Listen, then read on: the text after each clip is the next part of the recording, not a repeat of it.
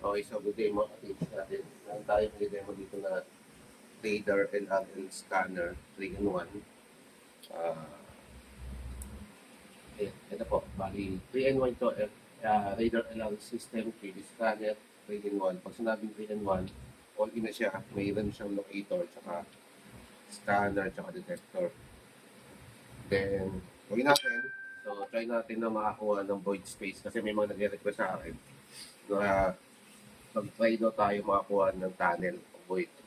Ngayon, testing natin. So, buksan natin siya. Radar LRL system nakalagay. So, loading siya. So, lalabas po siya ng loading.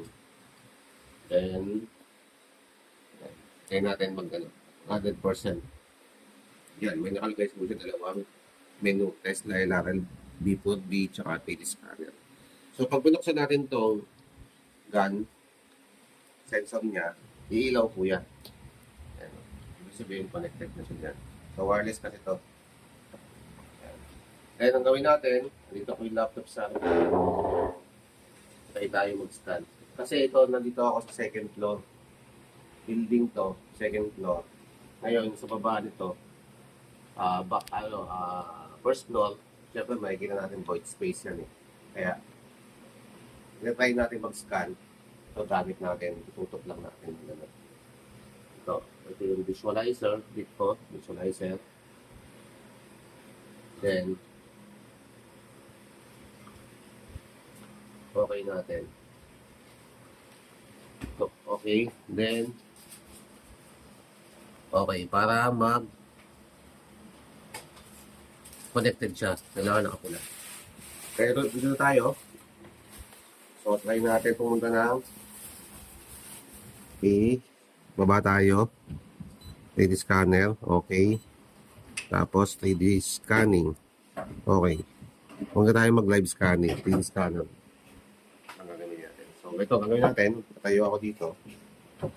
Subukan kong yan.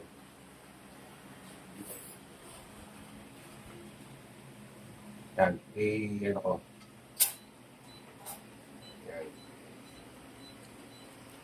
Pinpoint ko dito sa may lorry. Tingnan natin kung lalabas dito yung direction.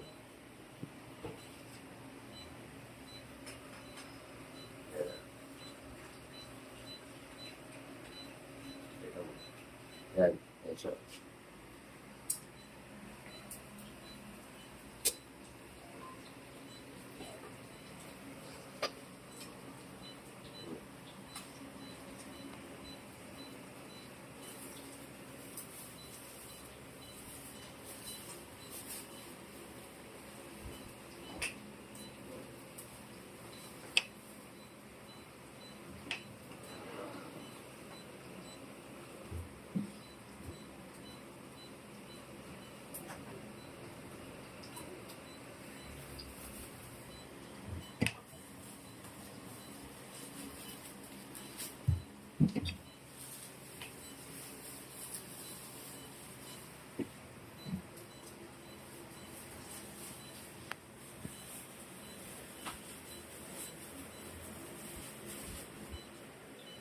Ayan, so, kita natin, ayan o. So, kung nakita natin, more on blue siya. Ayan o. So, nakita natin yung void. So, para makita natin talaga ng, ng tuluyan yan, kailangan natin ayusin yan. I-correct natin lahat ng values yan. Check natin. Ayan yung void o. Ayan o. So, kitang-kita yung void. So, ibig sabihin, yung cavity sa ilalim. So, nakikita siya. Lagyan mo natin ng onting filtering yan. So, wala naman tayo nakitang mga ang gawin natin, mga any kind metal lang, makita natin. Signal correction natin siya para mag-ayusin natin yung pinaka-correction ng values. Ayan siya yung void. Kitang-kita, di ba?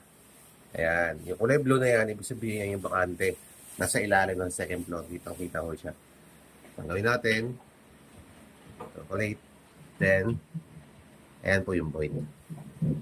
So, kitang-kita po. Ayan ha. So, ganda. Napakaganda ng ang linaw po ng ating scanning. Kita po yung void space, bakante sa ilalim, yung tunnel. At the same time, meron tayong makita mga metal. Ayan, kabilaan. So, in-interpolate ko para maging maayos. So, kitang-kita po yung blue. Ayan. Side view natin. Ayan. Ayan siya. Paikutin ko.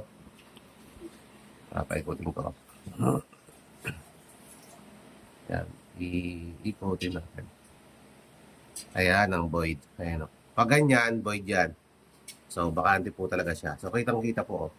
So, kuha-kuha po ng scanner na mayroong void sa ilalim. So, ganyan din po. Pag nasa field kayo, pag ganyan yung itsura po, is void po yan. Ganyan kahaba. Back. Ibig sabihin, may void space sa ilalim, cavity, or tunnel. So, yun po. Napaganda po nito. Sa mga ka-TH natin, sa mga interesado, sa ating Radar LRL, ito yung request nyo na makita po yung void or cavity. So, nagsagawa po tayo ng scanning. Kaya kitang-kita po. So, yun lang. So, maraming salamat mga ka-TH, mga interesado. PM na kayo sa Messenger po, kaya tawag ko sa number ko. Maraming salamat mga ka-TH.